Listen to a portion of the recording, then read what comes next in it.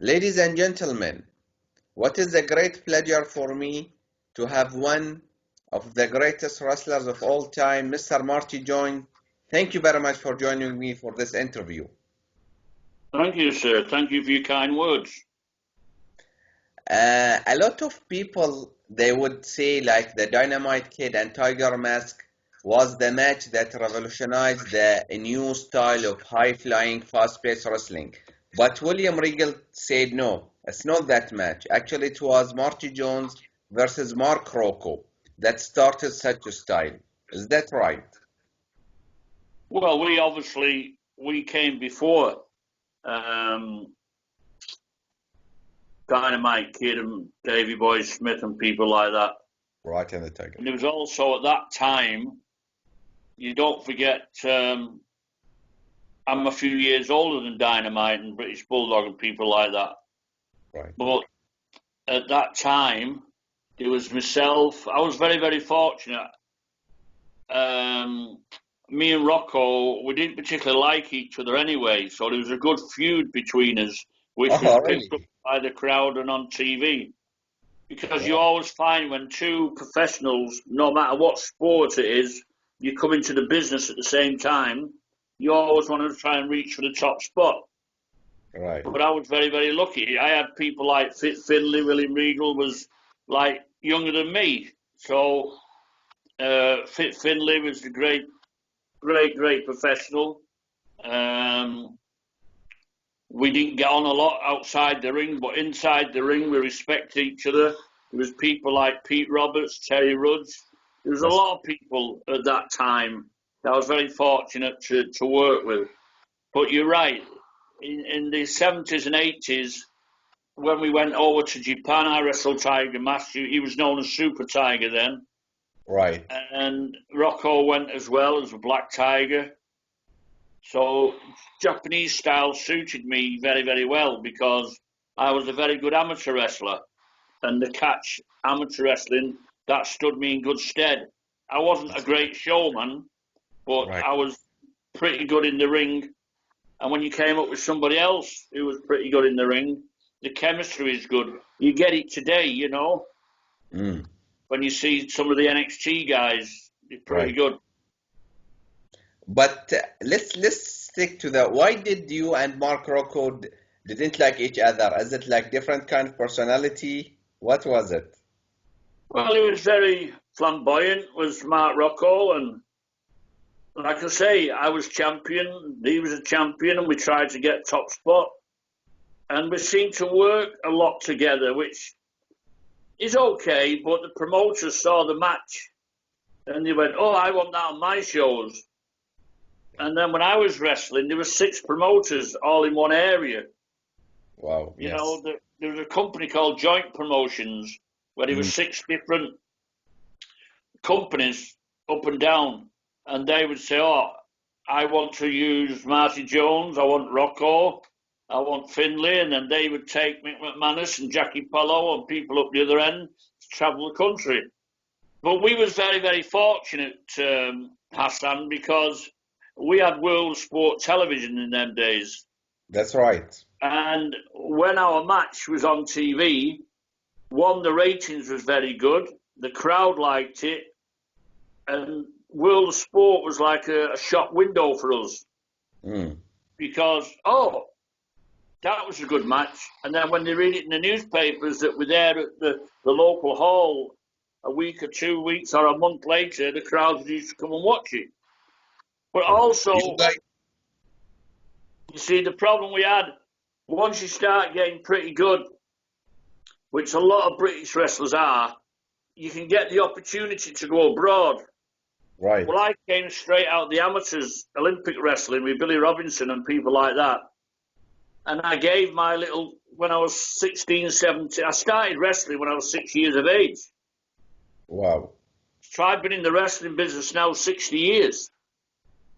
That's amazing. It's absolutely. And the thing is, I'm still trying to pass a little bit of my knowledge on. Right. And what I find interesting, wrestling, no matter what you think about it, if you look at today's brand, you had people like Carl Gotch, Dean Malenko, Andre the Giant, celebrities, big guys, small guys, but they could all wrestle. And it's That's taken a complete circle now that mm, it's like fashion. that's All the right. mini skirts and the boob tops are all coming back in when the sun comes out. Yes.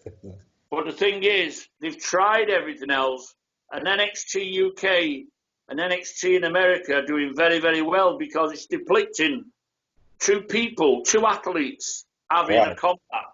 All right, there's a bit of showmanship in it, but recently a lot of people have been getting hurt Mm, because they've tried all the flamboyancy and all this and that, and now, like I say, it's depicting two people having a right. fight. That's right. Yeah, they work to the crowds, they do this, do that, but when they come along, I watched one. I'm not up to date with all the names, but I saw that Jumper and Yes, against Black, Johnny Gargano. Dario, and people like that.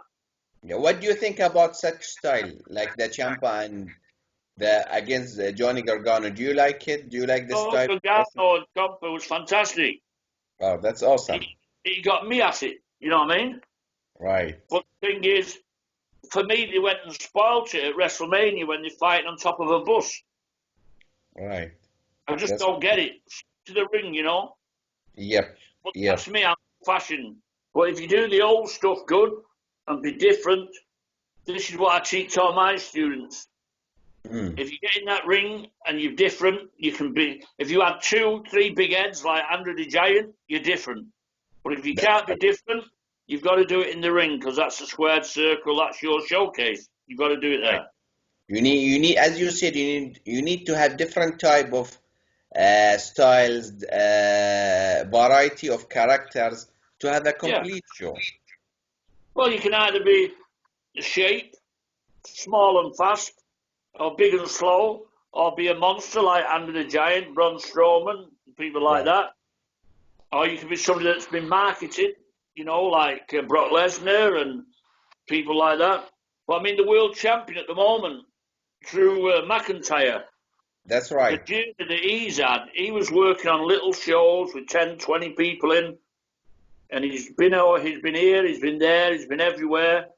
And right. whether it's Vince McMahon or whoever, they've seen the potential in him. He's in awesome shape, and the people were pleased that, oh, it's not Brock Lesnar again. Yes. It's a new face. He's different. So Different. hopefully he can work the belt now with some good guys and make a few quid, you know, make some money. Right, he's the first British WWE champion, so that's Yeah, saying something. yeah. Uh, but here is the thing, Marty, when it comes to, let's say, NXT UK, I do feel like back in the 80s, British wrestling had its own character. Okay, when you see the match, you will go, it's very technical. This is British wrestling. The same goes to Japanese wrestling. The same goes to lucha libre in Mexico. I do feel like Japanese wrestling and lucha libre, they have sustained their character and the soul of its style. But when it comes to European wrestling, I think it's too American right now. Do you feel that some of the European has stepped away from its origin and they are too American when it comes to the style? No, you just named it there. I mean, lucha libre. I was 17 when I was fit. I'd just come out of the Olympic squad with the amateur catch wrestling. I'd only been wrestling 6 months, and I think it's because I had a good mentor in Billy Robinson that the promoter asked me to go to Mexico. Was Wow, was Billy Robinson the one who trained you? pardon? Was Billy Robertson your trainer? Did he the one who Well, trained you? let me tell you a secret that nobody else knows. That's awesome. Billy Robinson, as you know, was the ultimate professional before all the British stars in America. He was the man. But Right. Billy Robinson only taught amateur wrestling, Oh, catch really? Oh, wrestling. He never showed anybody any professional wrestling. That's Professional wrestling to Billy Robinson was his thing, and you never mixed the two together. He would give you a good schooling for a catch wrestler right. and amateur wrestling. But if you went into the gym and somebody off the street says, "Hey, I want to be like one of these wrestlers on the TV," he'd tell him to leave because that wasn't his game. He never ever taught anybody what anybody says. They said they've been trained by Billy Robinson. They're telling lies. That's Johnny Saint interesting. went to the same gym as me, but Johnny Saint was a boxer. Oh, And then we yes. started doing catch as catch can with Billy Robinson. Why is that? Was he protecting the business? He didn't want to give the tips of pro wrestling to others? No, What's what the it reason? was, he always thought in them days that people, amateur wrestlers, the organisation of amateur wrestling didn't want to know professionals. They Mm, thought professional wrestling was a joke. right. But there wasn't many Olympic wrestlers that came and lived at our gym. One Okay. year, when I was a kid, I was only 12, and we had a team. I'll tell you a very, very quick story. This is what really annoyed me. That's what made me turn professional. We had a team, and there was 11 weights, 11 different weights. And if you came first or second in the Lancashire Championships, you went to the Northern Counties. And if you come first or second in the Northern Counties, you went to the British finals. Mm, And if you came first or second in the British finals, you were selected to go that year to the Munich Olympics for the Olympic squad. right. So I went to a place with the Olympic squad with a few of my other colleagues. And when we went to the British Championships, there was 11 different weights. Wow. And we had 7 champions. We had 7 people that came first or second that Amazing. qualified for the Olympic trials from Billy Robinson's gym. Amazing. And there was only 4 from down London. Okay. The other 7 were from Billy Robinson's gym. And if Right. anybody wants to back me up on this, I've got the proof. I've got the proof over there in my cupboard with the medals and everything. That's But when awesome. the Olympic Committee decided to go to the Olympics, and in them days you had no funding. Mm, You only had a little bit of funding. right. We had 7 champions and 4 from London. And they sent the 4 from London to the Olympics because he wasn't associated with Billy Robinson, the professional wrestler's gym. Politics. Got Exactly, politics. We got would have done no good in the Olympics. Great Britain are not very, very good in the Olympics compared to Russia and Japan and Mongolia and places like that. But it would have that. been nice to have gone to the Olympics. So I decided to turn professional then. And when I Right. turned professional, Billy Robinson was on his travels. Mm. And then when Billy found out that I turned professional, he wouldn't speak to me. Oh, is that right? I was only a bit of a kid.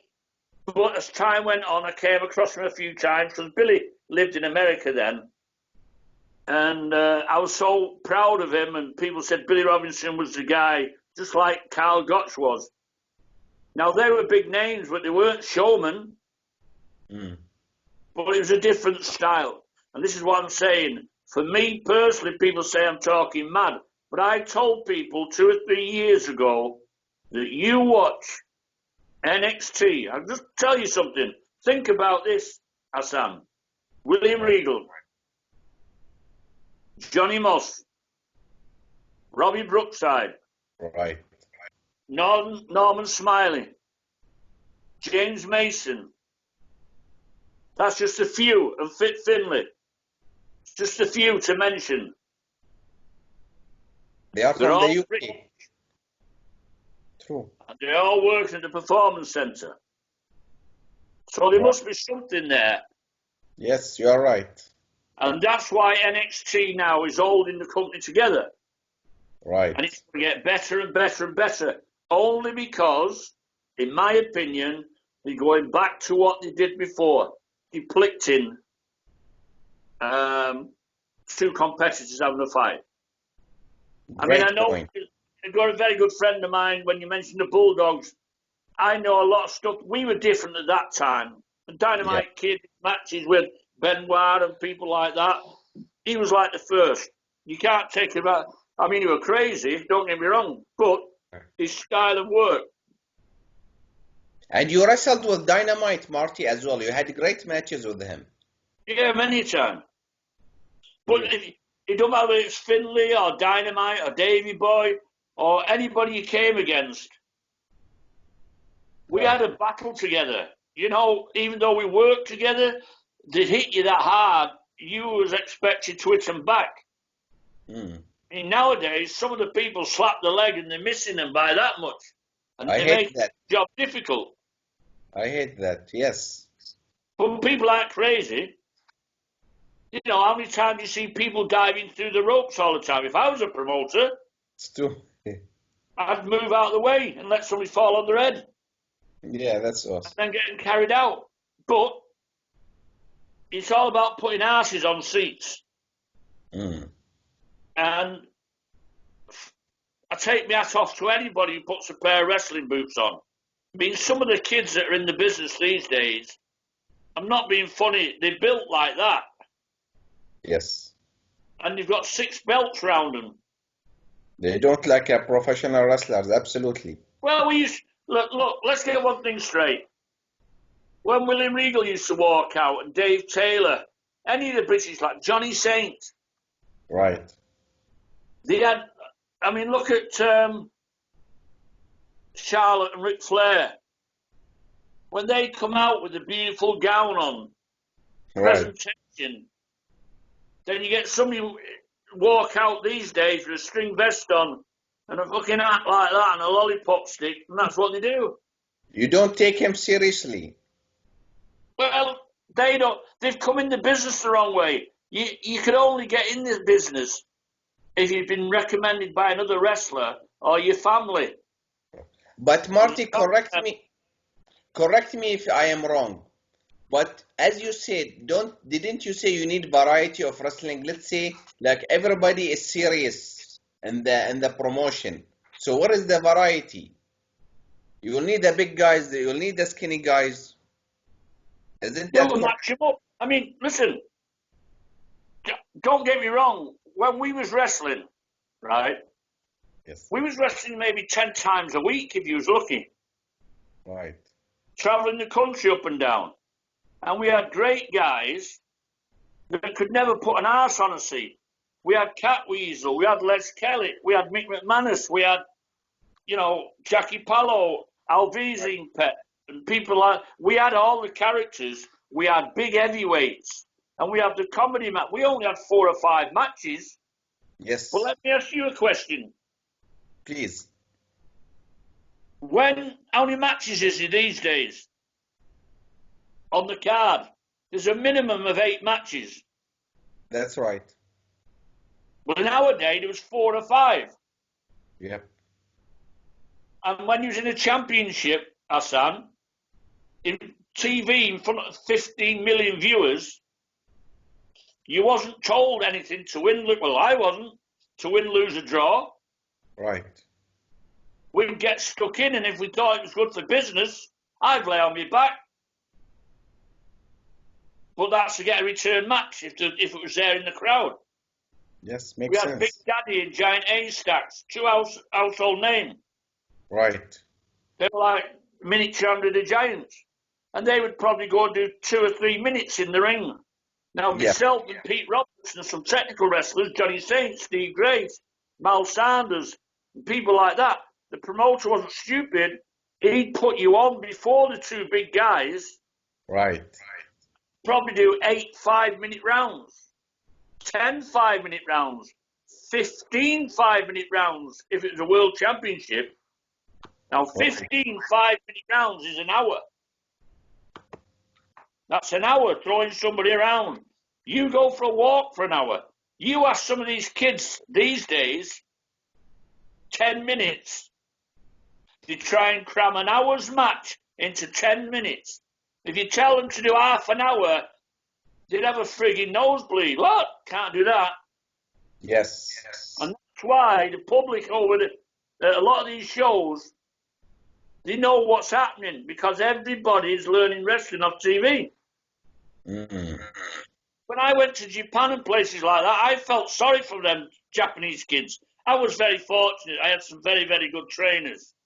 Right. Fujinami, Fujiwara, Kido, Carl Gotch, and people like I was Andrew's best friend. Me and Andrew went round everywhere together. I could tell you tales about Andrew the Giant, That's awesome. because I was young. You used to go out at 11 o'clock at night. You know what I mean? Did you work with Andre? Pardon? Did you work with him in a match as a tag team partner or against him? I was always his tag team partner. It was me in Inoki. Me and Andre was always on against Inoki and Fujinami. That's awesome. That's awesome. I was the one that was doing all the work. He was the one that put asses on the seat. But he was the one that pulled the money in. How did you find Japan? Did you love working in Japan and the Japanese style? I love Japanese style. The original Japanese style. My matches are on YouTube now. The crowd, it was more like shoot wrestling, which is coming back again now. Yes. Because they built their own characters up. And then if you went into the ring and you shook hands without hitting the opponent, the crowd applauded.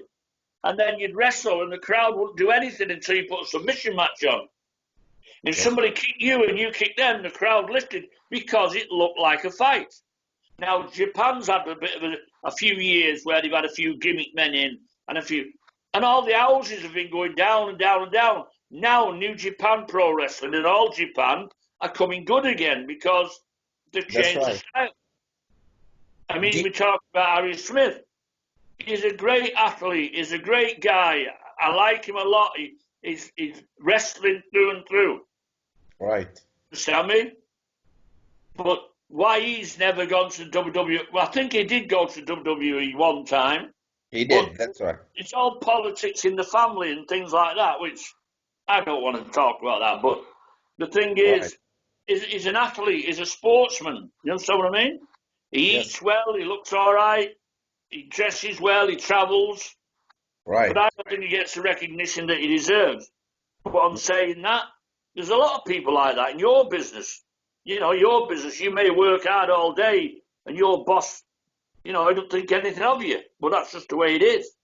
It is. But going back to Japan, when I was there, I saw kids in there, not kids, young wrestlers that had fantastic bodies on them. And before you could even join the ring, the dojo, you had to do 1,000 squats.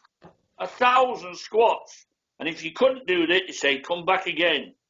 Now you could stop, but you couldn't move. You had to go to the toilet before you started, and you had your drink, and you did 1,000 squats. And if you did 1,000 squats, then you could join the gym. Right. So and they will talk to your opponent in them days. In my days, I saw some great wrestlers. Bad News Brown, William Rusker, Olympic champions. Right. I was on the tour with Bob Backlund. Good amateur wrestlers, I'll tell you a bit of something now, and it's not my story, but people ask me where they've been and what have I done. I was in Mexico when I was like 18. So I was like one of the first British guys to go to Mexico. Which year was that? I've got it 78, I think, 80s. But I sold out, not me on my own, but we did a series of matches with the late, great Pedro Aguayo. Oh, wow. And I wrestled for an hour with him. I'd love to see that. I've got the poster on my phone and that. 33,000 people turned up to see it. But there was championships underneath us, Mil Mascaras and Santos and that. But the heat we had, and I should have gone for 3 weeks. I was there for 3 months. And then Mil Mascaras takes you to Germany, then you do all the German tours. So he was always busy. And England's always a busy place. Did you adjust your style to work in Japan? Did you Did you perform some high-flying stuff to get the crowd A going little up? bit. No, not a little bit. I mean, when I went to Mexico, and like I say, you think I'm being big-headed, but when we see John Moxley diving through the ropes, Yes.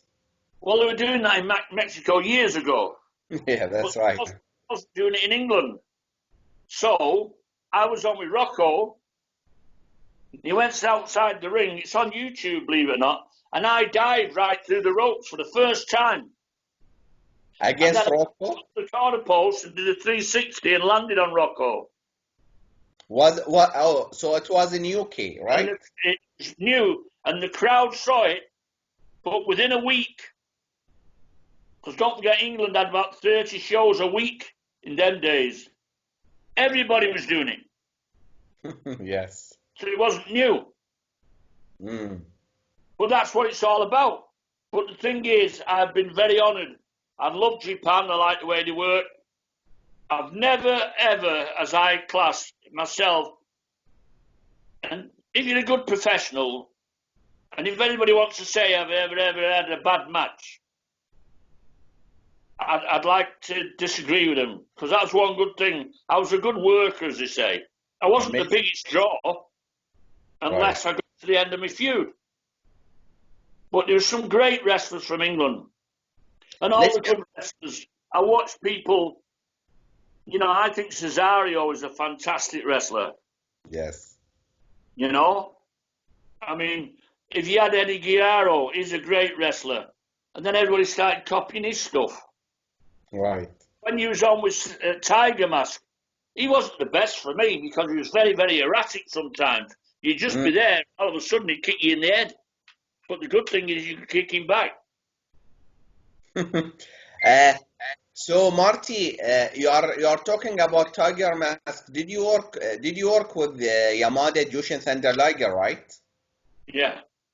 So what is the comparison between these two? Did you like working with Yamada better than Sayama? No, there was very, very good professionals. I worked with Yamada a lot better. I Yeah. worked with a guy called Kido a lot, the lad that looked like Elvis Presley. Mm. He was a good worker. But when you've got somebody like Fujiwara, I went to Korea with Fujiwara. Right. I mean, a bit of history for you. I was one of the first wrestlers that I was on the tour with Andre the Giant and was ready for coming home.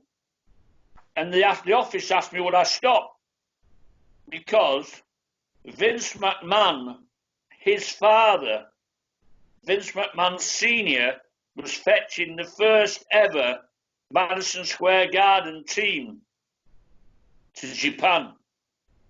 Right. And Andre was on the tour, and myself, and they asked us to stop. So then, Vince McMahon's father brought Chief Jay Strongbow, Bob Backlund, Nikolai Volkov, Tony Garea. Oh, the list was endless. But the people had never seen an Indian before, Chief Jay Strongbow. So it was the first time, really, that they had some gimmick matches there. Mm. And we didn't know how it was going to react. Because in Japan in them days, you never went in the ring and worked it out.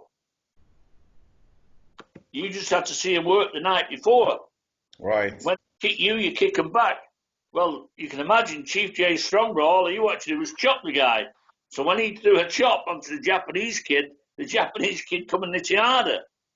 They really So step. Yeah. happy. But no, everything was good. And as I said at the start of the conversation, wrestling's all about fashion. You know what I mean? Mm. And Are we'll you have are you cheers. keeping cheers to you? Are you keeping up with the current New Japan Pro Wrestling? Do you watch No, it or not? no.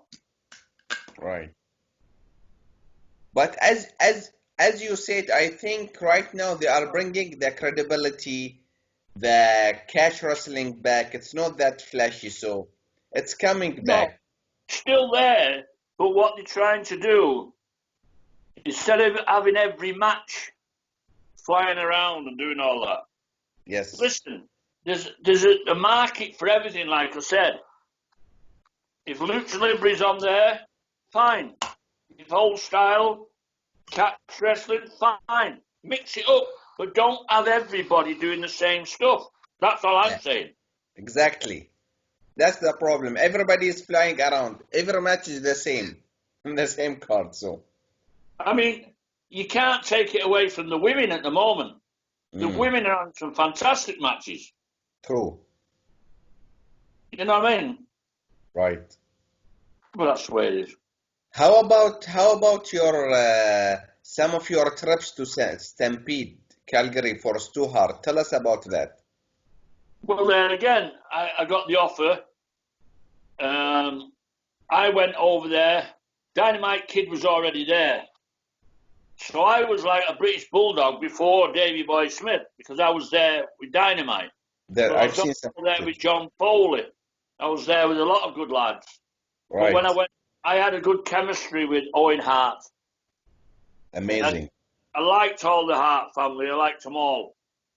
It was I want to speak in details, of course. One of the greatest matches of all time, it was your match against Owen Hart from World of Sport. Absolutely one of the best matches of all time.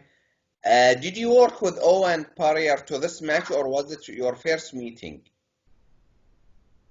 I'd already been on with Owen a couple of times, maybe 2 years before in Calgary.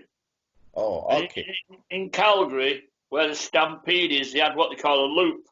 And you'd hit the road and you'd go all the way around through the mountains and all. The travelling was horrendous. Right.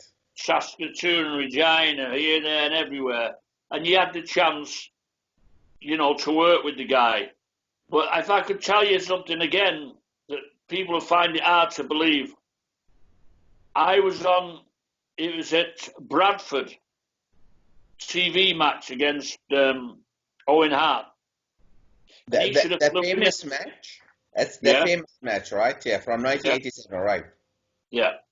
And British television, they used to do 6 matches.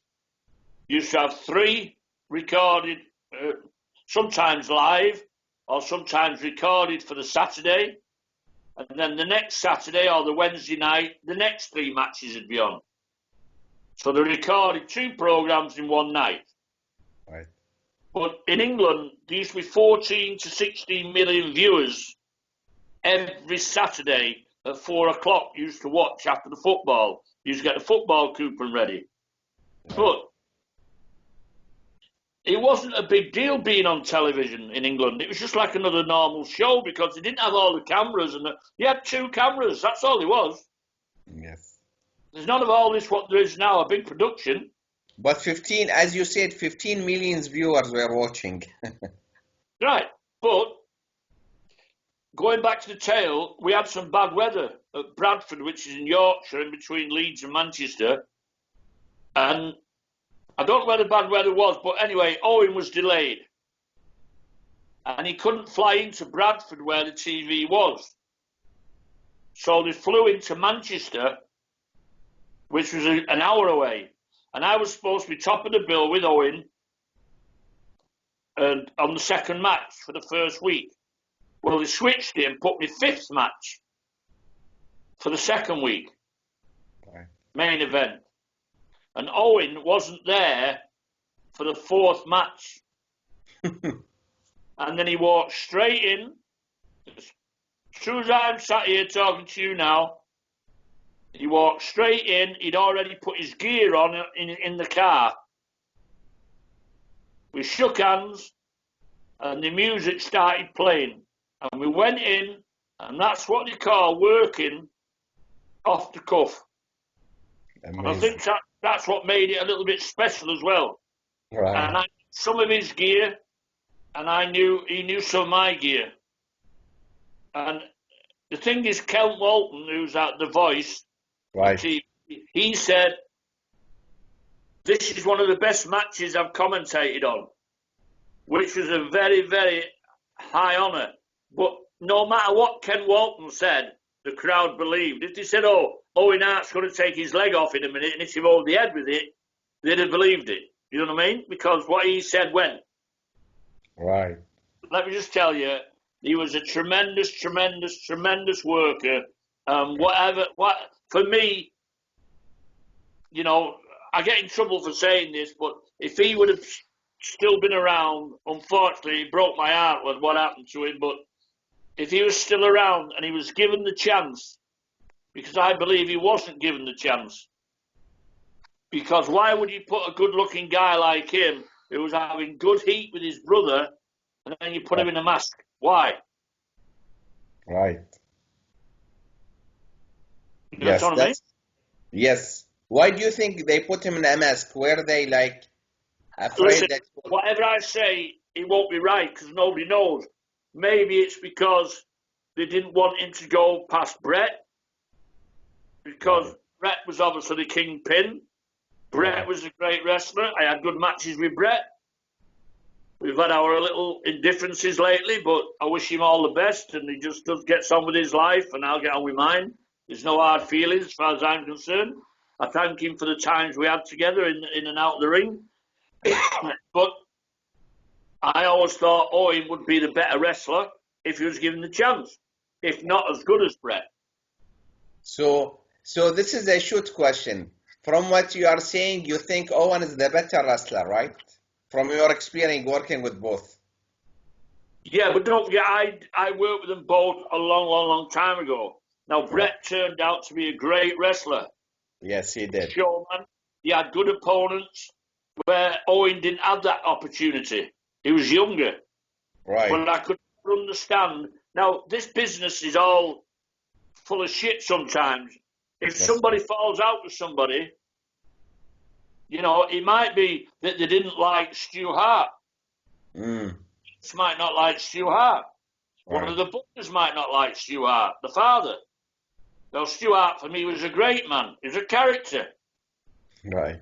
He was great. I find people out the eyes. They're good with me, I'm good with them. Right. You know what I mean? William Regal says it in his one-man show. I was humble when he was in Blackpool last month. He said, "There's a guy over there who brought me into the business. He trained me, Marty Jones. Now, if Marty Jones doesn't like you, he doesn't like you. But if he does like you, you're a lucky guy." And I'm thinking, I like everybody, but I understood what he meant.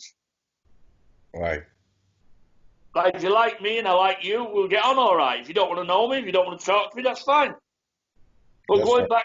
back to Owen, he was a super, super talent.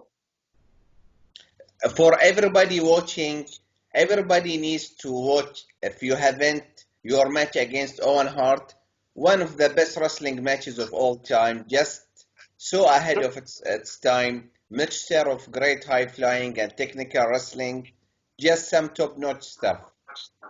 Marty, tell us a bit about your training school.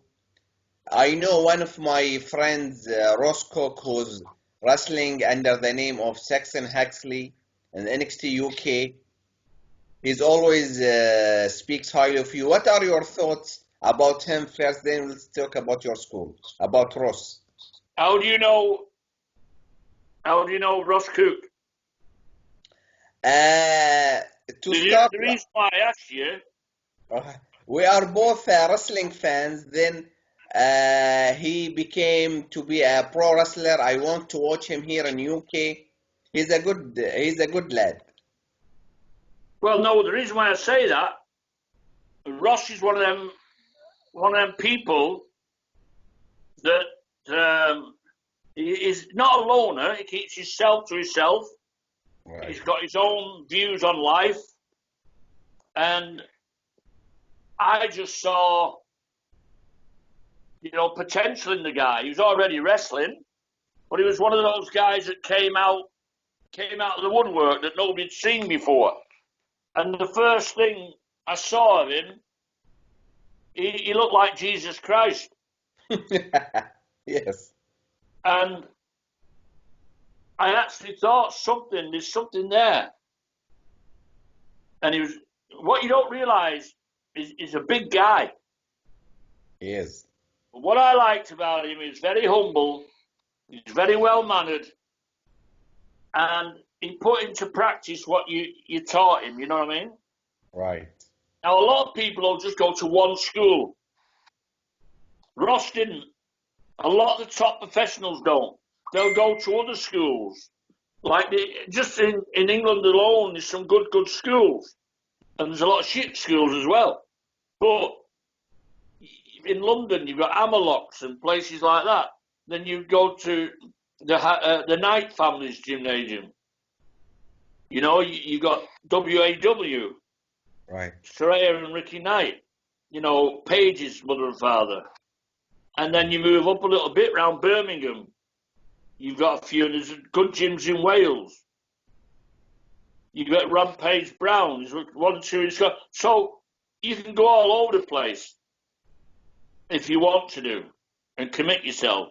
A lot of people don't do that because you should go to as many schools as you can and pick the brains off other people. What is... Now, going back to Ross, he Right. lived quite a distance away and he came down to the gym.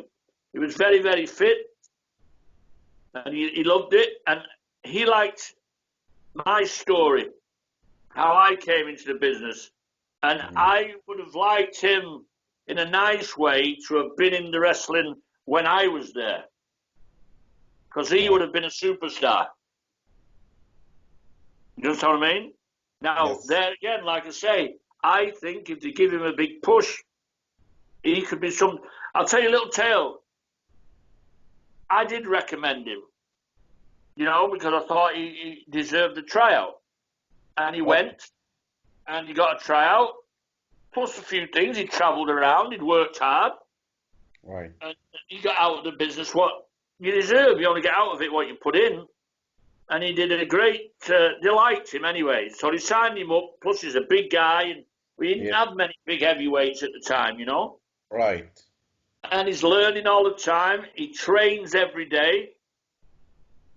You know what I mean? And he's always the first to help others, which is very, very nice. Yeah. Like I say, a quiet guy, keeps himself to himself. But he went on in Blackpool when they did the first ever NXT with William Regal there.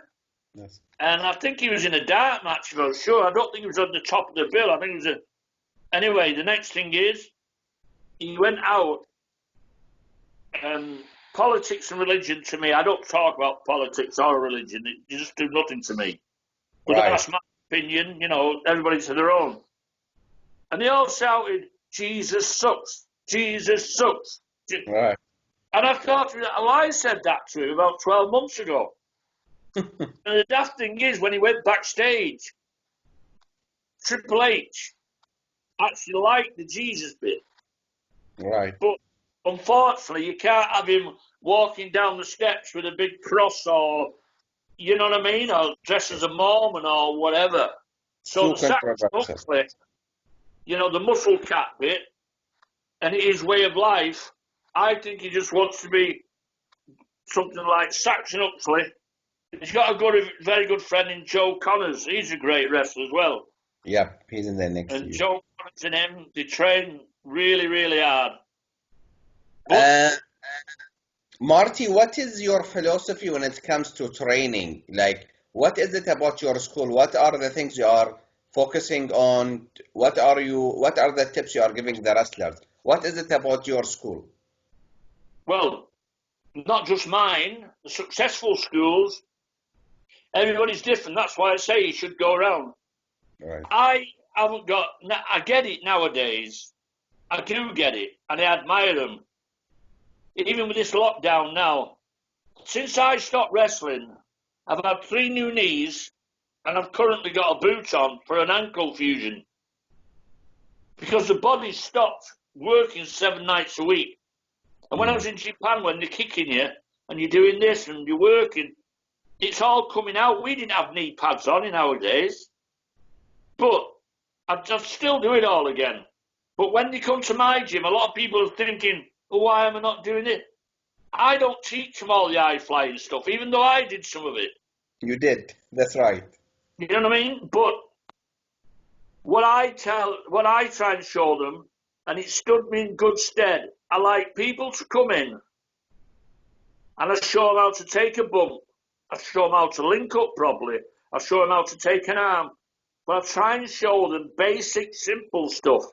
And when they get confident, and I like doing a lot of simple catch wrestling moves that you can add into professional. And I've got a ring there. It's one of the hardest in the country. So if you can take a bump on that, you can take a bump on another type of ring. I'm not happy with what my facilities that I've got at the moment. I should get a lot better. Right. But we need money for that. I'm in the process of trying to get another gymnasium, which will be a lot bigger and better, and I know that a lot more people will come. And I've got some big names. I mean, Sam Gradwell's a good kid, you know, from Blackpool, who works for NXT. And I've got a guy called Kevin Lloyd, you know, Dean Allmark, and people like that, and people coming down. And Ross, I just say, you doing anything? No. Well, come on down, let's do some training. But I'm a firm believer. I have never, ever, I'll give anybody £1,000 if they've ever seen me lift a weight up. Right. We always train with Carl Gotch with body weight. You'd pick somebody up on your shoulders and press them rather than have a dumbbell. Squats, Hindu dips, step up, skipping. And now I had a lot of mobility into it, bending and doing burpees proper and Indian dips and things like that. Right. But I'm a firm believer of coming into the ring, wiping your feet, and then as soon as that bell goes, boom, it's a combat. You try and shoot. And that's why it's coming back again. That's right. You know, I Mark, don't like everybody doing the same stuff.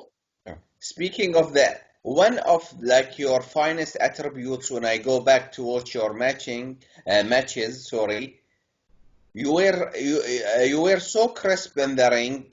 Like for example, when you perform a move, the execution of it was like top notch, flawless. What are the like? Not everybody had such attribute.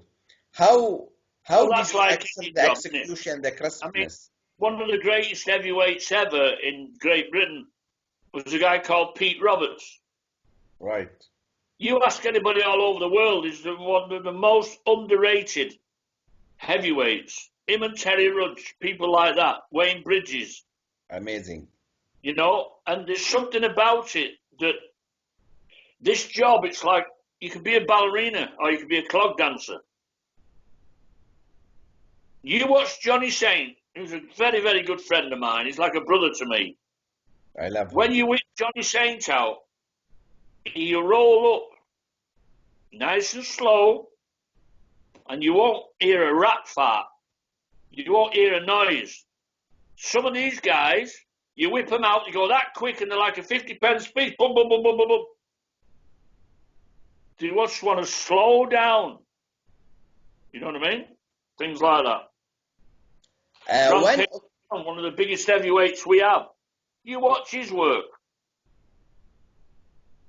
Nice and easy, take a hold, boom, boom, boom. And going back to the old favourite, there's not many people out there today that can go and do an hour's match. right. You know what is a lost art that World of Sport really like? It had that great comedy, a mixture of comedy in the matches, but it wasn't like the lame comedy like it is. You know what I mean? It was comedy in a realistic way in the ring. I really love that about the World of Sport. Yeah, well, because, like I said before, Catweasel and Les Kelly, Right. they had guys when you used to link up. Les Kelly used to dodge out of the way and the guy used to fall on his face. But it was simple stuff. And well, not a comedy match, but the humorous match was always on last Right. to send them home happy.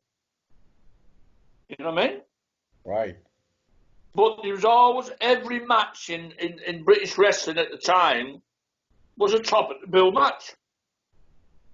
Johnny Saint, Jim Briggs, Marty Jones Finley, Marty Jones Rocco, Terry Rudge, somebody else, Big Daddy Haystacks, Mal Sanders, Steve Gray. I mean, it was endless. Right. And not a lot of people. If I said to you on one day, or was it a week? Yeah, it was a week. 1 week in the summer season, London alone, just London, or the south of England.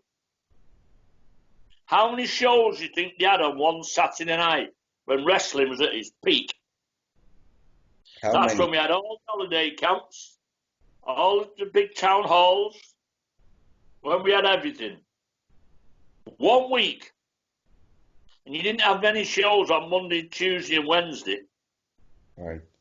There were 52 shows on 1 week Wow. for one promotion, joint promotions. That's a Amazing. lot of men, a lot of rings.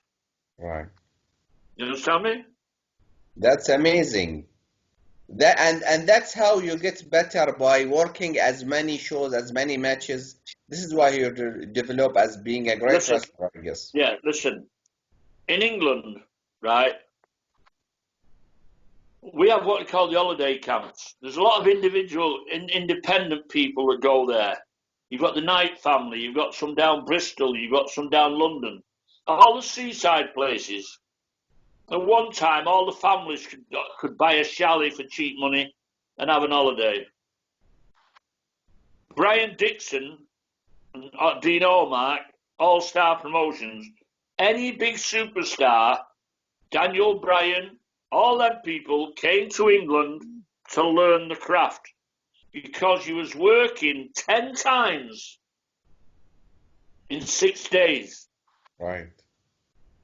Traveling up and down, sometimes wrestling twice in a day, and you'd have a time, but you was wrestling all the time, and it is the best way to learn how to wrestle is on the camps. Got you. Well, Marty, it's been a great pleasure talking to you. I think by just listening to you, it's so informative, not just for the fans, for the wrestlers as well. You have a great mind for wrestling, and obviously, which made you one of the best wrestlers of all time. Thank you very much, Mr. Jones. Oh, thank you for me sharing this with you. Like I say, with technology these days, it's good, but there's one thing on my bucket list, and that is I've been all around the world, and I went to, is it Sharjah one time? Yeah, it's in Emirates. Yes, Yeah, I went there one time. But if there's any chance of me coming over to Bahrain, and maybe if you've got a wrestling school, I can teach some of the young guys there, have a couple definitely. of days holiday and pass my knowledge on, I'll be more than grateful. That would be great. Hopefully, after this crazy situation, the Oh, coronavirus ends. don't remind me. This is why it's a pleasure. This is why it's a pleasure doing this now, because I've not spoke to anybody for 2 weeks. That's right. It's a great pleasure. Thank you Okay, my very much, friend. Mr. Jones. Later. Thank you Bye very bye. much. Bye Bye bye. bye. No pain, no gain.